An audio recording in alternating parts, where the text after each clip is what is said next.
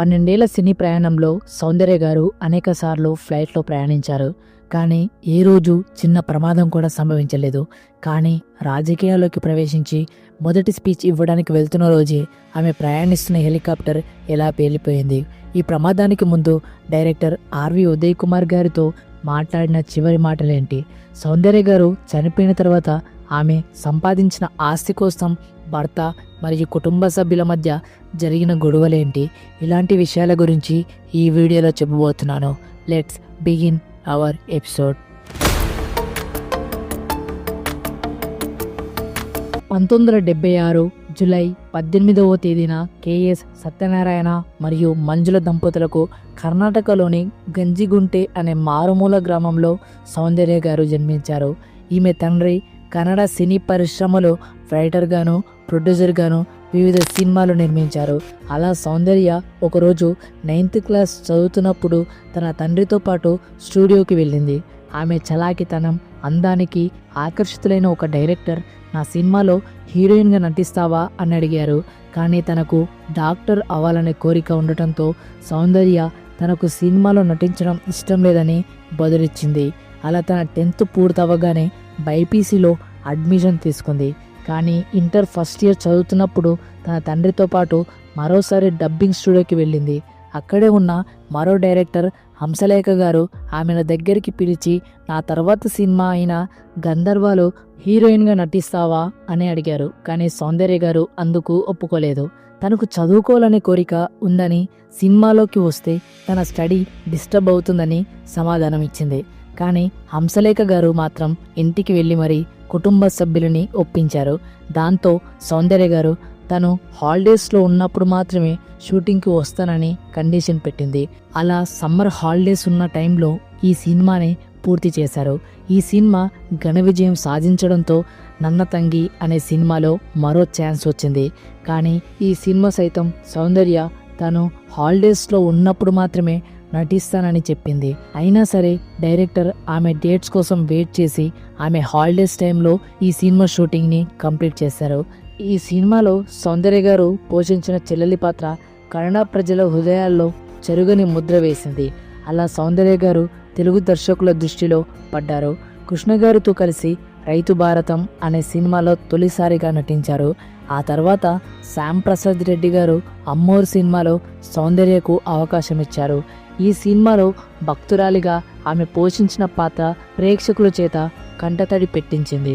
ఈ సినిమా తర్వాతనే వరుస అవకాశాలు రావడంతో ఆమె తన డాక్టర్ కోర్స్ని మధ్యలోనే ఆపేశారు. అమ్మోరు సినిమా తర్వాతనే సౌందర్య గారికి స్టార్ హీరోతో కలిసి నటించే అవకాశం వచ్చింది. రజనీకాంత్ గారితో కలిసి నరసింహ, అరుణాచలం, చిరంజీవి గారితో అన్నయ్య, రిక్షా ఓడు, చూడాలని ఉంది, శ్రీ మంజునాథ మరియు మోహన్ బాబు గారితో పెద్దరాయుడు, పోస్ట్ మ్యాన్ లాంటి సినిమాలో నటించి భారీ విజయాలను సొంతం చేసుకున్నారు. ఇంకా సౌందర్య వెంకటేష్ గారి కాంబినేషన్ గురించి ప్రత్యేకంగా చెప్పనవసరం లేదు. వెంకటేష్ గారితో కలిసి నటించిన రాజా సినిమా థియేటర్ల వద్ద కలెక్షన్ల వర్షం కురిపించింది. పవిత్ర బంధం, జయం మనదేరా, పెళ్లి చేసుకుందాం రా, ఇలా వీరిద్దరు కలిసి ఏ సినిమాలో నటించినా అది బ్లాక్ బస్టర్ హిట్గా నిలిచేది.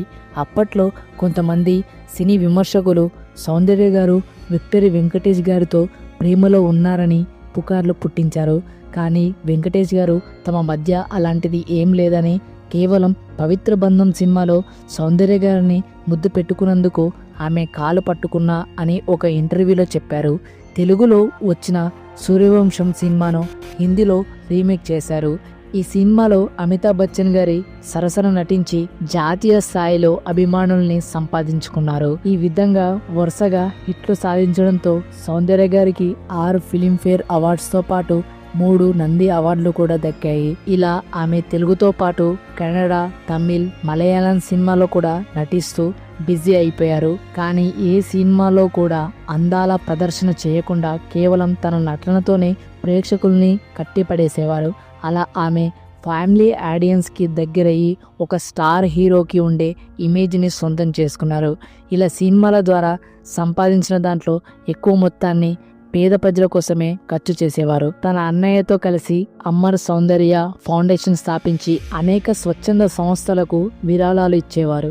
ఈ ఫౌండేషన్ ద్వారా పేద విద్యార్థుల కోసం అమర్ సౌందర్య విద్యాలయ అనే స్కూల్ని ఏర్పాటు చేశారు. అలాగే తను పుట్టి పెరిగిన గ్రామంలో రోడ్స్, డ్రైనేజెస్, లైబ్రరీ లాంటివి ఏర్పాటు చేస్తూ ఎంతో మందికి ఆదర్శంగా నిలిచారు. ఇలా చిన్న వయసులోనే గొప్ప పేరు సంపాదించుకున్న సౌందర్య గారు 27 ఏళ్ల వయసులో తన సొంత మేనమామ సాఫ్ట్వేర్ ఇంజనీర్ అయిన జిఎస్ రఘుని పెళ్లి చేసుకున్నారు. ఇలా 120కి పైగా సినిమాలో నటించిన సౌందర్య గారు ప్రజలకు ప్రత్యక్షంగా సేవ చేయడానికి 2004లో రాజకీయాల్లోకి ప్రవేశించారు. అదే సంవత్సరం దేశవ్యాప్తంగా ఎన్నికల సంబరాలు మొదలయ్యాయి. ఉమ్మడి ఆంధ్రప్రదేశ్లో బీజేపీ, టీడీపీ ఒకవైపు, కాంగ్రెస్, టీఆర్ఎస్ మరోవైపు కూటమిగా కలిసి పోటీ చేశాయి. బీజేపీలో చేరిన సౌందర్య గారు ఆ పార్టీ తరపున కరీంనగర్ ఎంపీ అభ్యర్థి అయిన సిహెచ్ విద్యాసాగర్ గారికి సపోర్టుగా ప్రసంగించడానికి తన ఇంటి నుండి బయలుదేరారు. బెంగళూరు ఎయిర్పోర్ట్ కి చేరుకున్నాక ఆమెతో పాటు వచ్చిన తన అన్న అమర్నాథ్ మరియు అమర్నాథ్ బాల్య స్నేహితుడైన కడం రమేష్ కొద్ది దూరంలో వెయిట్ చేస్తున్న సిన్సా హెలికాప్టర్ వైపు ప్రయాణించారు. ఇలా వీరి ముగ్గురు హెలికాప్టర్లో ఎక్కిన తర్వాత పైలట్ ఫిలిప్స్ సీట్ బెల్ట్ పెట్టుకోమని చెప్పి ఇంజన్ స్టార్ట్ చేశాడు. సౌందర్యకు సెండ్ ఆఫ్ ఇవ్వడానికి వచ్చిన వారి కుటుంబ సభ్యులు కార్ వద్దకు బయలుదేరుతున్నారు. హెలికాప్టర్ 50 అడుగుల ఎత్తుకు లేచిన తర్వాత పైలట్ ముందుకి పోనించాడు. కానీ ఏం జరిగిందో తెలియదు. హెలికాప్టర్ ఎంత వేగంగా పైకి లేచిందో అంతకు రెట్టింపు వేగంతో భూమి వైపు దూసుకొచ్చింది. పైలట్ హెలికాప్టర్ని ఎయిర్పోర్ట్ పక్కనే ఉన్న బెంగళూరు అగ్రికల్చరల్ యూనివర్సిటీలో ల్యాండ్ చేయడానికి ప్రయత్నించాడు. కానీ అతని ప్రయత్నం ఫలించలేదు. అత్యంత వేగంతో వచ్చిన హెలికాప్టర్ భూమి నుండి 5 అడుగుల లోతుకి చుచ్చుకుపోయింది. దాంతో ఎయిర్పోర్ట్లోని భద్రతా సిబ్బంది ఒక్కసారికి ఉలికిపడ్డారు. హెలికాప్టర్లోని 4 ప్రయాణికులు తమను రక్షించమని వేడుకుంటున్నారు. వారిని రక్షించడానికి భద్రతా సిబ్బంది ప్రయత్నాలను మొదలుపెట్టారు. అప్పటికే సౌందర్య గారి చీరకు మంటలు అంటుకున్నాయి. కానీ ఆ హెలికాప్టర్ మరోసారి అగ్నిహోళంలా మారిపోయింది. దాంతో భద్రతా సిబ్బంది చెల్లాచెదురుగా పడిపోయారు. ఇదంతా అక్కడ ఉండి గమనిస్తున్న సౌందర్య గారి కుటుంబ సభ్యులు ఏం చేయలేక నిస్సహాయ స్థితిలో ఉండిపోయారు. కొంతమంది సిబ్బంది మంటలు ఆర్పటానికి కార్బన్ డైఆక్సైడ్ని ఉపయోగిస్తున్నారు. మరికొంతమంది ప్రయాణికులు మంటల్ని అదుపులోకి తీసుకురావడానికి ఇసుకను చల్లుతున్నారు. అలా 30 నిమిషాల తర్వాత మంటలు అదుపులోకి వచ్చాయి. కానీ అప్పటికే లోపట ఉన్న మృతదేహాలు హెలికాప్టర్కి అతుక్కుపోయాయి. హ్యాండ్ బ్యాగ్ మరియు మొబైల్ ఫోన్ ఆధారంగా సౌందర్య గారిని, కాలి చెప్పు ఆధారంగా అమర్నాథ్ గారిని గుర్తించారు. మిగతా 2 శరీరాలు గుర్తుపట్టని స్థితిలో ఉండిపోయాయి. DNA పరీక్షల ఆధారంగా ఆ 2 శరీరాలని వారి కుటుంబ సభ్యులకు అప్పగించారు. అదే రోజు రాత్రి 8:30 బెంగళూరులోని రాజాజీనగర్లో గల హరిశ్చంద్రఘట్లో సౌందర్య గారికి తమ భర్త జిఎస్ రఘు, అమర్నాథ్ గారికి ఆయన పినతండ్రి అంత్యక్రియలు నిర్వహించారు. నాటి బీజేపీ రాష్ట్ర అధ్యక్షుడైన అనంత్ కుమార్తో పాటు వివిధ రాజకీయ మరియు సినీ ప్రముఖులు సౌందర్య గారికి సంతాపం ప్రకటించారు. ఇలా సౌందర్య చనిపోయిన సమయానికి ఆమె 2 నెలల గర్భవతిగా ఉందని ఆమె కుటుంబ సభ్యులు వెల్లడించారు. ఈ ప్రమాదం జరిగే కంటే ముందు రోజు డైరెక్టర్ ఆర్వి ఉదయ్ కుమార్ గారికి కాల్ చేసి తను కన్నడ భాషలో చంద్రముఖి రీమేక్ చేయాలనుకుంటున్నట్టు, ఇదే తన చివరి సినిమా అని, దీని తర్వాత సినిమాలు ఆపేసి ప్రత్యక్ష రాజకీయాల్లోకి ప్రవేశిస్తున్నట్టు వెల్లడించారు. కానీ ఎవరు ఊహించని విధంగా ఆమె తమ అభిమానులకు దూరం అయిపోయారు. ఈ ప్రమాదం తర్వాత ప్రైవేట్ హెలికాప్టర్స్పై అనుమానం చాలా ఎక్కువయ్యాయి.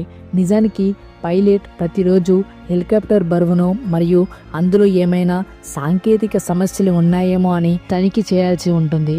కానీ ఆ రోజు ఎలాంటి తనిఖీ నిర్వహించలేదని సౌందర్య గారి కుటుంబ సభ్యులు ఆరోపిస్తున్నారు. అయినా సరే ఈ దుర్ఘటనపై ఇప్పటి వరకు ఎలాంటి దర్యాప్తు నిర్వహించలేదు. ఆమె ఎదుగుదలను చూసి ఓర్వలేక కొంతమంది సినీ పెద్దలు కావాలనే ఆమెను చంపేసి ఉంటారని వాదిస్తే, మరికొంతమంది ఆమె రాజకీయాల్లోకి ప్రవేశిస్తే ఏపీలో బీజేపీ బలమైన రాజకీయ పార్టీగా అవతరిస్తుంది అని, అందువల్లే కుట్ర పన్ని ఆమెను చంపేశారని ఇంకొందరు అన్నారు.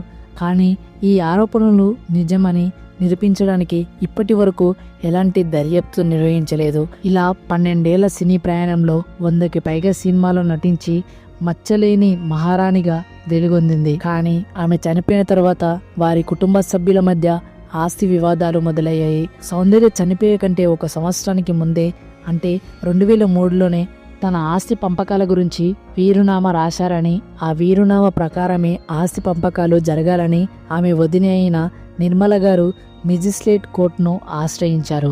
కానీ సౌందర్య గారి అమ్మ తను లేకుండా వీరునామా ఎలా రాసింది అని నిర్మల వాళ్ళ అన్నయ్య లాయర్ అవ్వడం వల్ల పథకం ప్రకారం ఆస్తి కాజేయాలని చూస్తున్నట్టుగా సౌందర్య గారి భర్తతో కలిసి కోర్టులో వాదించారు. ఇలా ఈ కేసు 4 సంవత్సరాల పాటు కొనసాగింది. ఈ సమస్య సర్దుబాటు అయ్యింది. ఈ విధంగా సౌందర్య గారు చనిపోయే సమయానికి చివరిగా నటించిన కన్నడ సినిమా ఆప్తమిత్ర ఆమె మరణం తర్వాత విడుదలయ్యి మంచి విజయాన్ని సొంతం చేసుకుంది. కానీ తెలుగులో నటిస్తున్న శివశంకర్ సినిమా షూటింగ్ మధ్యలోనే ఆగిపోయింది. దాంతో ఆ సినిమాను పూర్తి అయ్యేంత వరకు విడుదల చేశారు. సౌందర్య గారి మరణం గురించి మీ అభిప్రాయాలని కామెంట్ చేయండి. అండ్ ఓవరాల్గా వీడియో ఇది. వీడియో నచ్చితే ఖచ్చితంగా కామెంట్ చేసి, లైక్ చేసి, షేర్ చేయండి. ఆల్రెడీ కామెంట్ చేసి, లైక్ చేసి, షేర్ చేసిన వారికి చాలా థ్యాంక్స్ ఫర్ వాచింగ్. జై హింద్.